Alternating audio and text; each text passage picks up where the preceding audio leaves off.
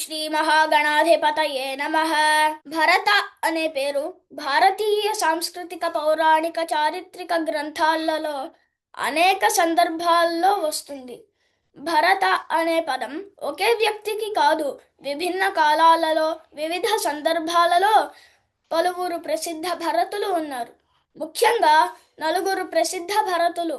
మొట్టమొదట ఆయన రాజు అయిన భరతుడు.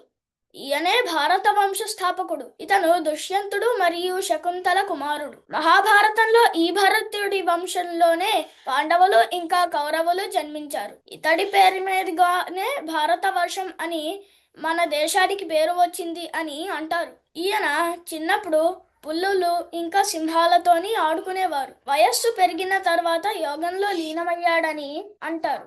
రెండో ఆయన జడభరతుడు.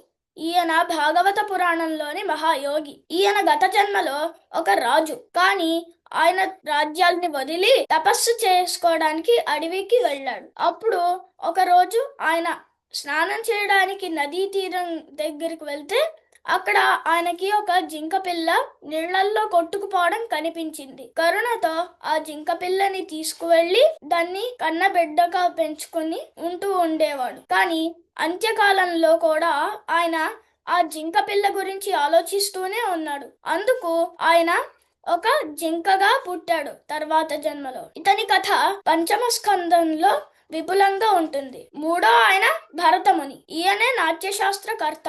భారతముని నాట్యశాస్త్రం భారతీయ నృత్య సంగీత నటల కళల ప్రాచీన గ్రంథం ఈయనదే. ఆయన బ్రహ్మదేవుని ఆజ్ఞతో దేవతలకు నాట్యం నేర్పించాడు. నాట్య కళలకు పితామహుడుగా పూజింపబడతాడు ఈయన. భరతుడు ఆఖరిగా శ్రీరాముని తమ్ముడు. ఇతడు దశరథ మహారాజు మూడవ భార్య కైకేయి కుమారుడు. శ్రీరాముణ్ణి ఎంతో ప్రేమించేవాడు. అతడి భక్తి, వినయం, ధర్మనిష్ట రామాయణంలో అత్యంత ప్రసిద్ధమైన గుణాలు.